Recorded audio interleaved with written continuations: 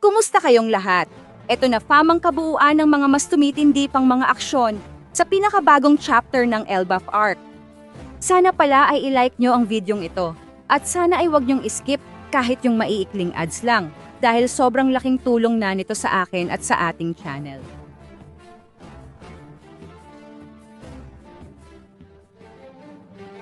Unahin na natin ang cover page ng chapter na ito, fam, kung saan hindi muna itinuloy ang cover story ng paglalakbay ni Yamato sa Wano at bagkus ay isang color spread ang siyang inihandog sa atin ni Oda para sa linggong ito.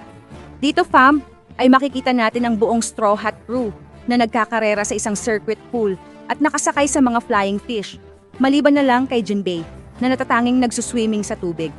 Mapapansin natin dito, fam, na nakasuot ng leather suit ang lahat ng straw hats katulad ng suot ng mga race car drivers. Habang mababasa naman natin ang mga katagang "Speed is the weapon" sa gitna ng racing circuit. Mag-comment na lang kayo dyan sa baba, fam, ha, kung may mga napansin kayong interesanting bagay sa cover page nato. Pagkatapos naman yan, ay dumako na tayo ngayon sa mas umiinit pang mga kaganapan sa mismong chapter. Dito ay makikita natin ang grupo ni na Jaguar D. Sol na sinusubukang habulin ang mga nagsisleepwalking na batang giants dahil sa pangamba na baka kung anong mangyari sa mga ito. Kasabay naman yan ay mapapansin rin natin na nagsimula na ring maglagalag sa paligid ng Walrus School ang mga higanteng halimaw na pinalabas ng Holy Knights mula sa masasamang panaginip ng mga bata. Hindi naman nagtagal ay naabutan na ni Sol ang mga bata. At dito ay sinubukan niya ulit gisingin ang mga ito sa pamamagitan ng pagtawag sa kanilang mga pangalan na Ilva, Magu, at Ronya. Subalit sa kabilangan ng pagtawag ni Sol sa pangalan ng mga bata, ay nanatili paring walang imik ang mga ito at nagpatuloy lang sa kanilang paglakad. Kaya naman dahil dyan, ay mas lalong nakumpirma ni Sol na naglalakad nga habang natutulog ang mga bata. Dito ay may napansin naman si Sol na tila ba puting tela na nakabalot sa katawan ng mga bata. Kaya sinubukan niya ulit tanungin ang mga ito kung ano raw ba ang telang iyon at saan raw ba talaga sila pupunta. Pinag-ingat naman ni Robin si Sol at pinaalalas sa kanya ang naging babala ng natagpuan nilang duguang guro na si Wolf, na mahigpit na ipinagbilin na wag raw nilang hahawakan ang mga batang giants. Sumagot naman si Sol at sinabing naaalala naman raw niya ang babala sa kanila ni Wolf. Subalit mukhang wala naman raw siyang nakikitang panganib na malapit sa kanila ngayon. At isa pa, ay hindi raw nila maaaring hayaan na lang na magpatuloy sa paglalakad ang mga bata dahil baka mapahamak ang mga ito.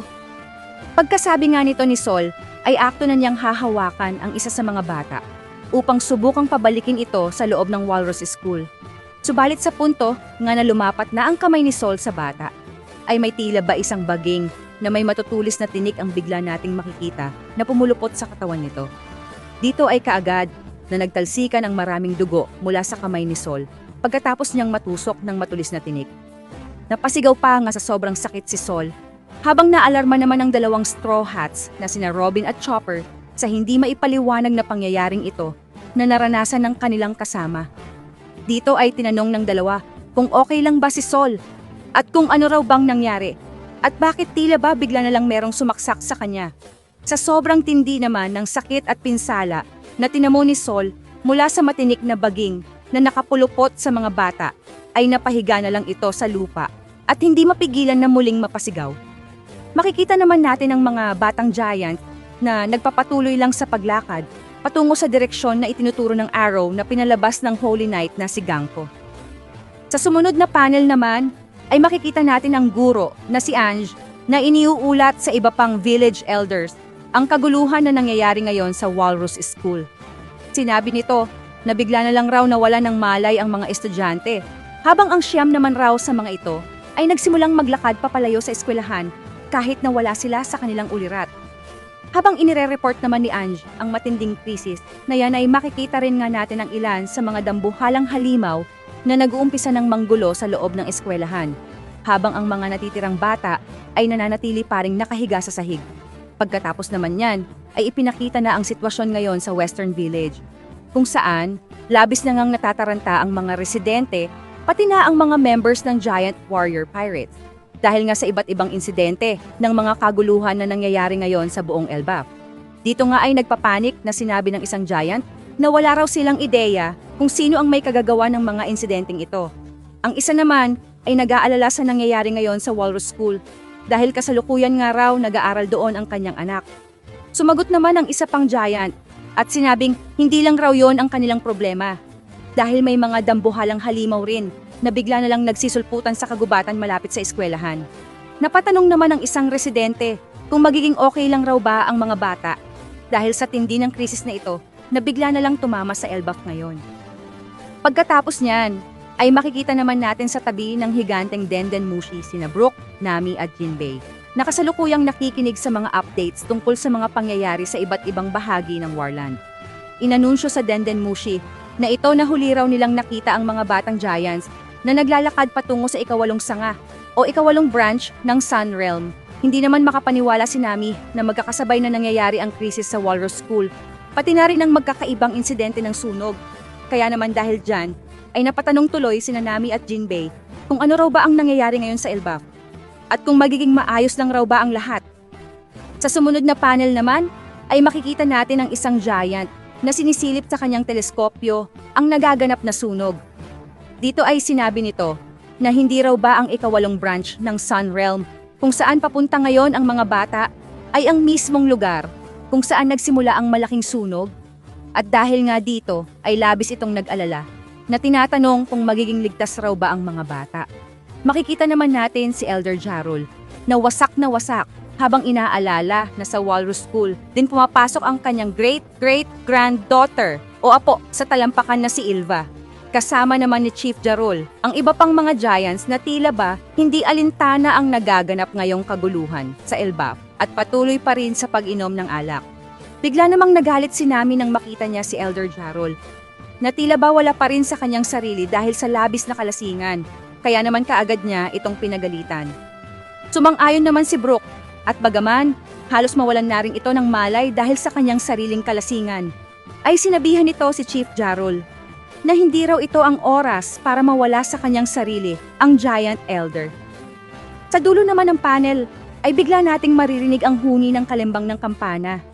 Nahudyat na may naglayag na barko papaalis ng Western Village. Ang barkong ito pala ay naglalaman ng Fire Brigade o grupo ng mga bomberong giant na nakatalagang rumesponde sa oras na may magsimulang sunog sa LBAF. Dito ay makikita natin ang ilang matitipunong giants na nakahanda ng apulahin ng apoy na kumakalat ngayon sa ikawalong branch ng Sun Realm. Chiner naman ng ibang giants ang Fire Brigade habang sinasabing umaasa raw sila na maaapula ng mga ito ang sunog. Habang papalapit naman sa ikawalong branch ang mist ship ng Fire Brigade, ay bigla nilang natanaw ang isa sa mga dambuhalang halimaw na naglalakad sa gitna ng kagubatan. Dito ay napatanong ang isang mga giant na bumbero kung ano raw kaya ang higanting bagay na iyon. Napansin naman ng dambuhalang halimaw ang papalapit na mist ship ng Giant Fire Brigade na tila ba ikinasindak naman ng isa sa mga bumbero. At sa punto nga na makalapit na ang grupo ng mga giant sa dambuhalang halimaw, ay bigla na lang nitong hinampas ang kanilang barko na kaagad ngang nagpataob dito. Dahil naman sa laki ng halimaw, ay wala nang nagawa pa ang mga miyembro ng Fire Brigade, na ngayon ay nagbistulang mga normal na tao kung ikukumpara sa laki ng higanteng halimaw. Napaluwa naman ang mga mata ni na Elder Jarol, kasama ng iba pang mga giants na nanonood sa Western Village dahil sa nasaksihan nilang kalunos-lunos na sinapit ng mga bumbero. Hindi nga makapaniwala ang mga ito na hindi man lang nakalapit sa ikawalong branch ang Fire Brigade at wala man lang silang nagawa para mapigilan ang pag-atake ng dambuhalang halimaw. Pagkatapos naman yan, ay lumipat na ang tagpo sa grupo ng Holy Knights, na ngayon ay masayang kumakain sa kagubatan na katabi ng Walrus School. Makikita natin dito si St. Somers na pinagtatawanan ang gulat na reaksyon ni Sol pagkatapos nitong masugatan ng matinik na baging na nakapulupot sa mga batang giants. Sinabi pa nga dito ni St. Somers na ang pagmamahal raw ay magkahalong tinik at bulaklak ng rosas. Tinatanong rin dito ni St. Somers ang kanyang mga kapwa Holy Knights kung ano nga ba ang itsura ng ekspresyon sa mukha ni Sol. Dahil hindi raw talaga matutumbasan ang kanyang kaligayahan sa tuwing makakakita siya ng ganong klase ng reaksyon. Wala namang kagana-ganang sumagot si Ganko at sinabing ewan niya raw kay Somers. Mukhang nainis naman si Somers sa naging sagot ni Ganko. Kaya sinabihan niya ito na masyado raw siyang boring at walang kabuhay-buhay. Sinabi dito ni St. Somers na habang mas malalim ang pagmamahal ng isang tao, ay mas lumalalim rin daw ang pagkakabaon ng mga matutulis na tinik sa sino mang mabibiktima nito. Dagdag pa ni Saint Somers, ay mas maganda nga raw kung biglang dumating ang mga magulang ng mga bata. Dahil sa oras nga na yakapin ng mga magulang ang kanilang mga anak, ay mapupunit ng mga tinik ang laman ng mga ito. At sa sobrang brutal raw ng pagkakasawi ng mga magulang, na giants ay hindi na sila nanaisin pang makita ng kanila mismong mga anak. Dahil sigurado raw nahahagulhol sa pag-iyak ang mga batang giants sa oras na makita nila na sila mismo ang dahilan ng pagkasawi ng kanilang mga magulang. Sinabi dito ni Saint Somers na kahit nga raw ang simpleng pagpaslang ay maaari ding makapagpalabas ng nag-aapoy na emosyon. Habang sinasabi naman yan ni Saint Somers, ay malalaman na rin natin na siya pala ang responsable sa mga baging na may matitilos na tinik na nakapulupot ngayon sa mga bata. At dito nga ay makikita natin na ang parehong matinik na baging ay nakapulupot rin ngayon sa braso ni Saint Somers. Kasabay naman yan, fam, ay ang opisyal na pagpapakilala sa tinataglay na devil fruit ni Saint Somers na iba-iba nomi o thorn fruit. Nasasabik namang sinabi ni Saint Somers na ang magiging dahilan raw ng pagkamatay ng mga magulang na giants ay ang kanila mismong pagmamahal sa kanilang mga anak at hindi na nga siya makapaghintay na masaksihan ang eksenang ito. Sa kabila naman ng excitement ni Somers ay nanatiling walang reaksyon si Gangpo. Nalabis namang ikangulat ng matandang Holy Knight at sa sobrang pagkabiglangan ni Somers ay bigla pa itong napabalentong mula sa kanyang pagkakaupo at naiinis na tinatanong kung bakit raw ba hindi nagpapakita ng emosyon itong si Gangpo. Tinanong naman ni Saint Killingham si Gangpo kung ano raw ba ang ruta na pinasusundan nito sa mga bata. Sumagot naman si Gangpo at sinabing sa Central Path raw niya pinapunta ang mga bata dahil may iba pang makakapal na mga sanga ang Adam Tree. Makikita naman natin sa sumunod na panel kung ano ba ang Central Path na tinutukoy ni Gangpo. Dito nga ipinakita ang isang maliit na mapa na nagpapakita ng tinatahak na ruta ng mga nag-sleepwalking na mga bata. At base nga sa mapang ito ay pinapadiretso ni Gangpo ang mga bata papunta sa Western Village. Sinabi dito ni Gangpo na ang rutang ito raw ang magdidirekta sa mga bata sa pinakamalapit na baybayin ng Ocean Clouds kung saan maaari na silang maglayag papalabas na ng Elbaf. Nakakatawas namang makita, fam, na sa kabilangan ng pagkakaroon ni Gangpo ng benda sa ibabaw ng kanyang bibig ay nagagawa pa rin niyang makanguya at makasubo ng pagkain. Pagkatapos niyan ay muli namang nagsalita si Saint Somers at sinabing ang pagiging sentro raw ng mga bata ay nangangahulugan na sila ang magiging kahinaan ng Elbaf.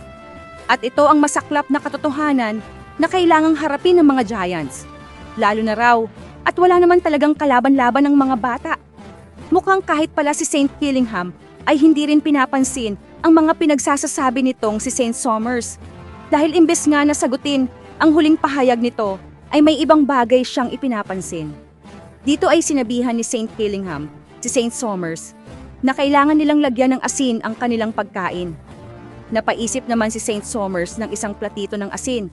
At sa isang iglap, ay mabilis na pinatulog ni Saint Killingham si Saint Somers sa pamamagitan ng kanyang devil fruit ability. Mula naman sa panaginip ni Saint Somers, ay nagawang mahablot ni Saint Killingham ang napapanaginipan nito ngayon na isang platito ng asin. At pagkatapos nito, ay mabilis niyang ginising si Saint Somers at sinabing nakuha na niya ang kanilang kailangan. Kasabay naman nga ng eksanang yan ay ang opisyal na pagpapakilala sa taglay na devil fruit ni Saint Killingham. At ito nga ay ang mythical Zoan na Dragon Fruit Model Tirin na nagbibigay ng isang dream materializing ability. Sa sunod na panel naman, fam, ay tinanong ni Saint Somers si Saint Killingham kung ang kakayahang ito rin daw ba ang kanyang ginamit upang bigyan ng buhay ang mga masasamang panaginip ng mga batang giants.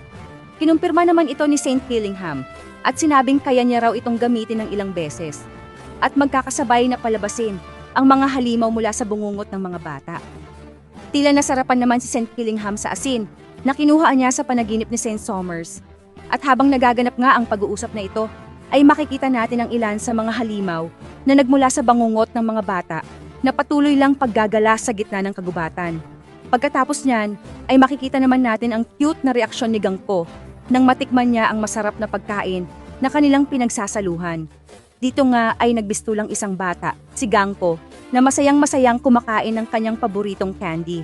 Habang nag-e-enjoy naman sa pagkain si Gangpo, ay nagpatuloy sa pag-uusap ang kanyang mga kapwa Holy Knights na sinasabing ang gagamitin raw nila para makaalis ng Elbaf ay ang barko ng mga Giants na nakadaong sa Western Village.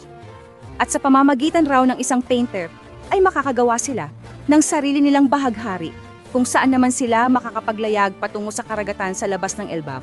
At pagkatapos raw nito ay maaari na silang bumalik sa Marjoa kasama ang mga natangay nilang mga batang Giants. Bigla namang napasigaw dahil sa sobrang pagkagulat si Saint Somers. At dito ay tila ba nadismaya siya nang mapagtanto na ganun lang raw pala kadali ang kanilang isinasagawang misyon sa Elbaf. Muli naman siyang hindi pinansin ni Gangpo na sinasabing busog na raw siya. Napatanong naman si Gangpo kung wala raw bang calories ang kanilang kinain ngayon. Sumagot naman si Saint Killingham at sinabing dahil nga raw nagmula lang sa panaginip ang kanilang pagkain ay wala itong calories. Pagkasabi naman nito ni Saint Killingham ay bigla na lang naging seryoso ang tono ng pananalita ni Gangpo at dito ay pinagsabihan niya si Saint Somers na wag raw itong maging kampante. Sinabi ni Gangpo na malapit na raw magsimula ang isang kaguluhan hindi para sa Elbaf, kundi para sa kanilang mga Holy Knights. At ito raw ay dahil may nakita siyang isa pang barko na nakadaong sa baybayin ng Western Village. At ang barkong ito ay walang iba kundi ang barko ng Emperor na si Straw Hat Luffy. Grabe fam!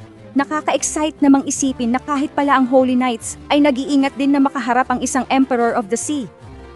Sa sumunod na panel naman ay makikita natin ang mga batang Giants na naglalakad papunta sa nasusunog na bahagi ng Sun Realm at kasabay nito ay maririnig rin natin ang patuloy na pag-uusap ng mga Holy Knights na tinatanong kung ano raw ang gagawin nila. Ngayong didiretso na pala sa malaking apoy ang mga batang Giants. Sumagot naman ang isa sa mga ito at sinabing mas mabilis raw palang kumalat ang sunog kaysa sa kanyang inaasahan. Subalit gayon pa man, ay hahayaan pa rin daw nilang maglakad doon ang mga bata. At kung matuluyan man raw ang mga ito, ay palalakarin lang nila ang sunod na grupo ng mga bata sa ibabaw ng kanilang walang buhay na katawan. Ibang klase rin talaga ang kasamaan at pagiging walang puso ng Holy Knights fam, no? At mula nga sa mga eksenang yan, ay mas mapapatunayan nating ugali talaga ng mga Celestial Dragons ang kanilang ipinapakita. Pagkatapos naman yan ay lumipat na ang chapter sa nagbabagang mga tagpo sa Underworld, kung saan maririnig natin ang tinig ni Prince Loki na tila ba hinahamon at sinasadyang tuyain si Hyrule. Sinabi pa nga dito ng Accursed Prince na sigurado raw siya na walang magagawa si Hyrule para mapigilan siya, lalo na at wala naman raw sa kanilang may kakayanang makabuhat sa Ragnir. Sumagot naman si Gerd at sinabing hindi raw sila makakapayag na madagdagan pa ang mga biktima ni Prince Loki sa Sun Realm. Nangaasar namang sumagot ang Accursed Prince at sinabing huli na raw ang lahat dahil tinitiyak niya na marami na ngayong mga bagong biktima sa Sun Realm dahil sa malaking sunog na mabilis na kumakalat dito. Pagkasabi nito ni Prince Loki ay muli naman niyang pinapili ang grupo ni Hyrule kung papakawalan ba siya ng mga ito o tutuluyan na niyang tapusin ang buong Elbaf.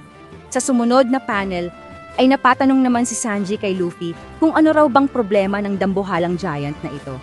Sumagot naman si Luffy at sinabing matindi raw ang mga tinamong sugat ni Loki. Kaya naman siguradong katapusan na nito kung hindi nila ito tutulungan. Muli namang nagtanong ang Accursed Prince kung hahayaan raw ba nilang masawi ang lahat dahil kayang-kaya niya raw tapusin ang lahat ng mga mahihinang nilalang sa Sun Realm. Dito fam, ay pinagmadali na ni Prince Loki ang crew ni Hyrule dahil kung wala nga raw silang magiging tugon, ay tutuluyan na niyang tapusin ang buong Elbaf. Natataranta namang sumagot si Hyrule. At dito fam, ay tila ba susundin na nito ang pinapagawa ng Accursed Prince. Tuwang-tuwa naman si Prince Loki dahil nagtagumpay siya sa kanyang ginagawang panlilinlang. Subalit bago pa nga siya mapakawalan ni Hyrule, ay nauna na munang magbabala si Zoro. Dito ay sinabihan ni Zoro si Hyrule na wag itong basta-basta maniniwala sa Accursed Prince. Sunod namang nagsalita si Luffy at sinabing mukhang wala na raw siyang ibang magagawa dahil ipinangako niya kay Gaban na gugulpihin niya si Loki sa oras na hindi ito tumupad sa kanilang pinag-usapan. Sinubukan namang pigilan ni Hyrule si Luffy dahil sa oras nga daw na lumapit ito kay Luffy ay siguradong matutusta ito ng kuryente ng Ragnir. Muli namang inihanda ng Accursed Prince ang Ragnir para magpakawala ng isa na namang malakas na atake dahil nakita niyang hindi susundin ni Luffy ang kanyang iniuutos. Sinubukan naman ulit ni Gerd na pigilan si Prince Loki at sinabing hindi na raw mababawi ng Accursed Prince ang magiging resulta sa oras na ituloy nito ang kanyang binabalak. Sinabi pa nga ni Gerd na isipin raw ni Prince Loki ang kapakanan ng mga batang giants ng Elbaf. Pinaalalahanan naman ni Zoro si Luffy na hinaan lang raw nito ang kanyang papakawalang atake, lalo na at malapit na ulit magbukas ang malaking sugat ng Accursed Prince. Dito fam, ay nagsimula na ngang maghanda sa pag-attack si Luffy. At sa parehong eksena ay napabulong na lang si Prince Loki sa kanyang sarili na sinasabing mukhang matatalo raw siya sa round na ito ng kanilang laban. Hindi nga nagtagal fam, ay ginamit na nga ni Luffy ang kanyang teknik na Gomu Gomu no Arm Balloon. At dito ay nagpakawala ng isang suntok na nakadirekta sa kalamnan ng Accursed Prince. Sinunod naman ni Luffy ang paalala sa kanya ni Zoro dahil hindi niya ginamitan ng armament haki ang ataking ito. Tila hindi naman makapaniwala sina Hirudin at Rodo sa mga sumunod na nangyari. At dito ay napanganga na lamang ang mga ito. At sa isang nakakamanghang double page fam, ay makikita natin na mabilis na napataob ni Luffy si Prince Loki sa pamamagitan lang ng isang mahinang atake. Pagkasuntok nga ni Luffy ay tuluyan nang nawala ng malay ang Accursed Prince at padapang bumagsak sa lupa. Sa sumunod na panel ay nagsalita naman si Zoro at sinabing nasa bingit na raw ng kamatayan si Prince Loki. At kahit nga sa mismong pagtayo lang niya ay nangangailangan na ng lahat ng lakas na meron siya. Sinabi ni Zoro na nagbakasakali lang raw ang Accursed Prince at maaaring pinaplano nitong mawala ng malay sa ibang lugar pagkatapos niyang makawala mula sa natitirang posas na gawa sa Sea Prism Stone. Dagdag pa ni Zoro ay kahit nga raw makawala pa si Prince Loki ay hindi na rin nito magagawa pang makalayo dahil nga sa dami ng dugo na nawala sa kanya. At ngayon nga, na nawalan na ulit ng malay ang Accursed Prince, ay nakinahairo din na raw ang pagpapasya kung gugustuhin pa nila itong iligtas at gamutin. Napasigaw naman si Luffy at sinabing meron pa raw silang usapan ni Prince Loki na hindi pa nito tinutupad dahil nababalot na ito ng dugo nung muli niya itong makita. Sumagot naman si Rodo at sinabing mukhang may nagtangka raw talagang tumapos sa buhay ng Accursed Prince at hiwalay pa nga raw ang usaping ito mula sa mga nauna na nitong krimen. May sasabihin pa sana si Rodo, subalit bigla naman itong naputol ng muling sumigaw si Luffy at tinawag ang pangalan ni Hirudin. Dito nga fam, ay sinabi ni Luffy na meron siyang hihilinging pabor kay Hirudin at sa kanyang crew. At ang pabor na ito ay ang kanyang pakiusap na iligtas ni Howardin mula sa kamatayan ng buhay ni Prince Loki. Sinabi dito ni Luffy na wala raw siyang pakialam kung ano pa mang klase ng giant itong si Loki. Subalit hindi niya maaatim na basta na lamang niya itong panunoorin na bawian ng buhay. Napabugtong hininga naman si Hirudin sa kahilingang ito ni Luffy. At dito ay mukhang tinanggap naman ni Hirudin ang pakiusap sa kanila ni Luffy. Dahil makikita na nga natin sa sumunod na panel na sinusubukan ng gamutin ni Gerd ang malalalim na sugat ni Prince Loki. Kasama na nga rin dyan fam, ang pagsasalin ng dugo sa Accursed Prince dahil sa tindi ng blood loss na naransan nito mula sa nakamamatay na sugat na ibinigay sa kanya ni Figarland Shamrock. May nagatanong naman kay Gerd kung gaano raw kaya katagal bago tuluyang makarecover si Prince Loki. Sumagot naman si Gerd at sinabing hindi raw ito bababa sa ilan pang buwan. Dagdag pa ni Gerd ay kung seryoso raw sila sa pagpapagamot sa Accursed Prince ay hindi raw nila ito dapat pinapatulog sa ganitong klase ng lugar. Sumagot naman ang kanyang mga crewmates at sinabing kung ililipat raw nila sa Western Village si Prince Loki ay siguradong makakasama na din sila sa mga bibitayin. Hindi naman raw ito nakakapagtaka lalo na at walang kapatawaran ang mga nagawang krimen ng Accursed Prince. Sumagot naman ulit si Gerd at sinabing okay lang naman sa kanya na maiwan sa underworld. Nang sa gayon ay meron pa ding matitira na mag-aalaga kay Prince Loki habang nagpapagaling pa ito. Kapansin-pansin naman dito fam na nakaposas na ulit ang magkabilang mga kamay at paa ng Accursed Prince para hindi na ito makapagwala ulit sa oras na manumbalik na ang kanyang lakas.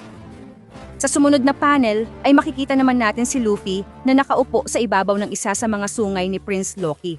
Dito ay tila ba napabilib si Luffy sa laki ng sungay ng Accursed Prince. Sumagot naman si Hirudin at sinabing ang sungay na ito raw ang marka ng lahi ng Ancient Giants na katulad ng sungay na meron ang kanilang ama. Pagkasabi naman nito ni Hirudin ay sandali nating masasaksihan ang isang flashback kung saan sinasabihan ni King Harald ang mga batang sina Hyrudin at Loki na sila ang kanyang mahahalagang mga kayamanan na kanyang mga mahal na anak. Dito ay ipinagbilin ni King Harald sa dalawa na sila ay magkasundo at gawin ang kanilang makakaya upang matulungan ang kaharian ng Elbaf. Sa kabila naman ng mahigpit na bilin na ito ni King Harald, ay makikita pa rin natin ang batang Loki na inaapi ang batang Hyrudin. Dito ay tinatanong ni Loki kung papaano raw niya matatanggap bilang kanyang nakatatandang kapatid si Hyrudin, gayong mas mahina ito sa kanya. Pagkatapos ngang bugbugin ni Loki si Hyrudin, ay sinabihan niya ito na isang anak sa labas, kaya hindi siya magiging tagapagmana ng trono ng kanilang amang hari. Hindi pa nga dyan natatapos ang pangungutya ni Loki Fam, dahil sinabi rin nito na madumi raw ang dugo ng ina ni Hyrudin. Dahil hindi ito isang purong giant na nagmula sa Elbaf. Kaagad namang nag-init ang dugo ni Hyrudin pagkatapos na maalala ang masasakit na karanasang ito na kanyang sinapit mula sa kamay ng accursed prince. Kaya naman dahil diyan, Fam ay mabilis na itinutok ni Hyrudin ang kanyang dambuhalang palakol upang tapusin na ang buhay ni Prince Loki. Mabuti na lang Fam, at nagawang makalapit ng iba pang new giant warrior pirate upang pigilan ang kanilang kapitan. Bigla namang nagsalita si Hyrudin at sinabing hinding-hindi niya raw mapapatawad si Loki dahil sa ginawa nitong pangiinsulto sa kanyang ina at sa ginawa nitong pagkitil sa buhay ng kanilang ama.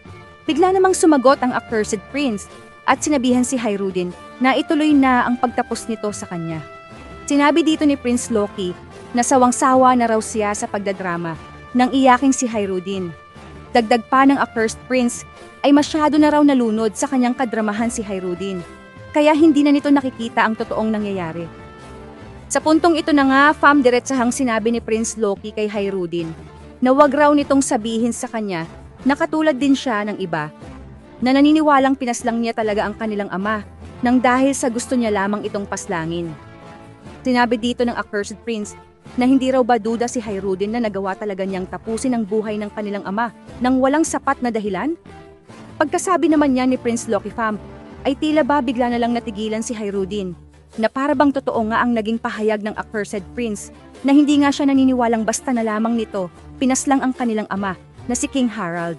Grabe Fam, ano nga kaya talaga ang totoong nangyari sa likod ng pagkamatay ng hari ng Elbaf? Sobrang nakaka-excite naman ang mga mangyayari sa susunod na chapter. Paki-comment na lang dyan sa baba Fam ha, kung anong masasabi nyo sa napakalupit na chapter na to. Maraming salamat Fam, sa solid at walang sawa ninyong pagsuporta sa ating channel. Sana ay palagi lang kayong ligtas at nasa mabuting kalagayan. Mag-iingat kayo palagi. See you on our next video and stay good Fam!